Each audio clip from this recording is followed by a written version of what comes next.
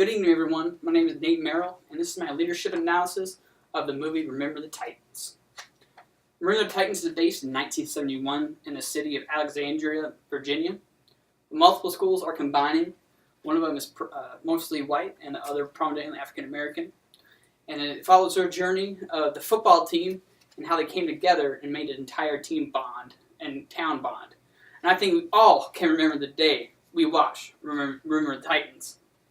So tonight I'm going to briefly discuss core leadership styles, and I'm going to talk about the leadership styles Coach Boone and Coach Yost had in the movie, which leadership style I would like in my life and career.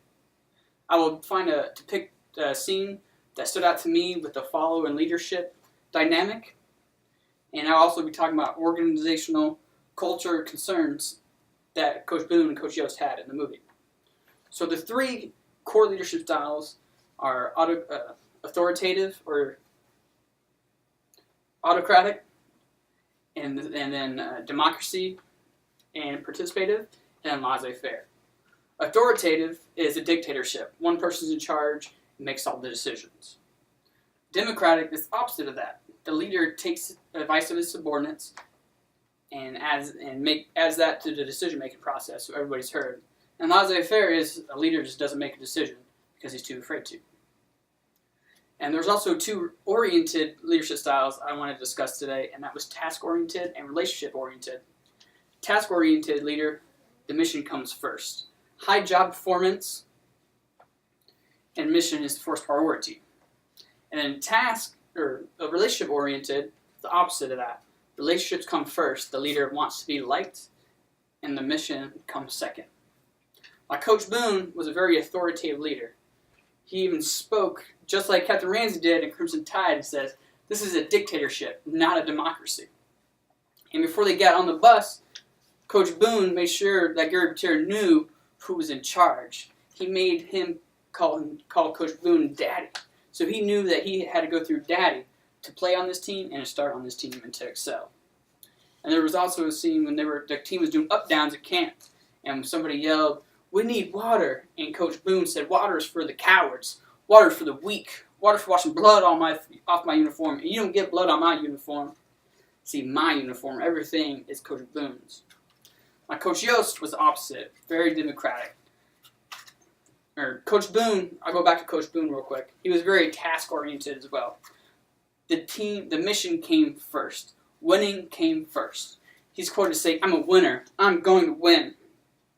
In his speech at camp, he said, "We will be perfect in every aspect of the game." Winning was the most important thing to him, and building relationships came second. Coach Yost was a very democratic leader. He took advice from his players and his other coaches and used them in the decision-making process. He was also very relationship-oriented. There were multiple times him and Coach Yost didn't see eye to eye about something.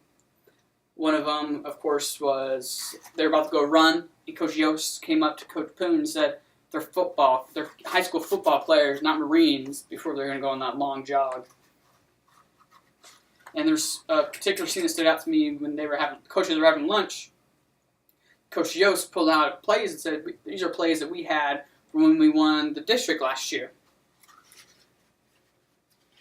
And trick plays to get the people get the kids guessing, get the kids blanking again, and so they can have some fun, or they're not going to want points on the board for you. Get out. So leadership styles that I would like to have, first and foremost, would be a dictatorship. That's number one to me, and task-oriented. The mission to me is always number one priority. I've been in the military for 11 years. You have to get the mission done. That's what it all comes down to. But at the same time, you cannot forget about your people, and you have to have some sort of relationships. If you're in charge of a large amount of people and they lose trust in you, thinking you do not care about them, then the mission and job performance is going to falter. So the scene I wanted to talk about for follower and leadership is a scene in the diner with Coach Tyrell and Coach Yost. Coach Tyrell is not liking the direction that the team and town is going. he is stuck in his ways and he does not want to continue. But there are four types of leaders, four types of follower: alienated,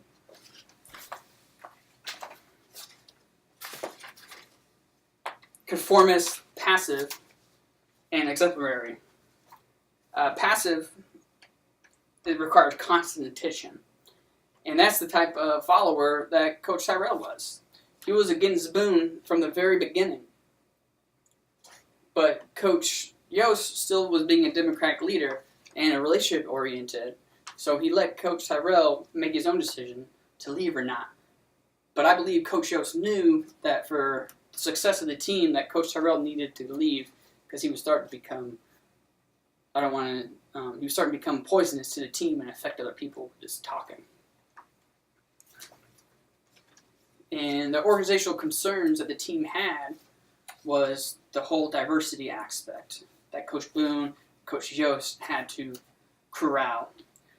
Dr. Klein, Catherine Klein from our modules, had a good quote for her team that says, "Diversity is not diversity is not diversity," which that's saying that diversity is very hard to explain.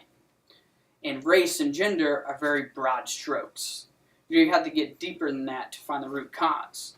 So yes, obviously race played a part in the segregation the coming together of the two schools and the football team. But it was past that to more of the values of each individual and family values. People were raised for decades of these people don't like you, we don't like them, and for no particular reason. And Coach Yost had to get through all that in a very short amount of time. Like Coach Klein spoke of the different types of leaders that are effective in this scenario for diversity. And she said that task-oriented leadership is the best type of leader to have because they're focused on the mission.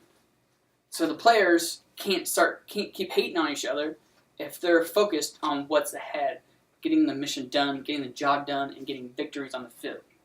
And that's where Coach Boone was. He was a task-oriented, but also he built relationships without the players even knowing because they were so focused on coming together as a football team and getting W's that they weren't focused on the hate between the different races and the difference in their values. Like Coach Yost was relationship-oriented. And Dr. Klein actually says that this is not ideal for such a large group of diversity. Because yes, you're building relationships and you're hearing what the player is saying, but it's not really fixing the issue. They're just being heard, but nothing's getting done about it. So one thing that stuck out to me that showed the difference between the two was when Coach Boone called out Coach Yost for coddling the young African American players. Every time he got onto him, like he yelled at Petey, Coach Yost would grab him, put him back in the game. So he said, "Why are you're singling out the African American players? Why is that?"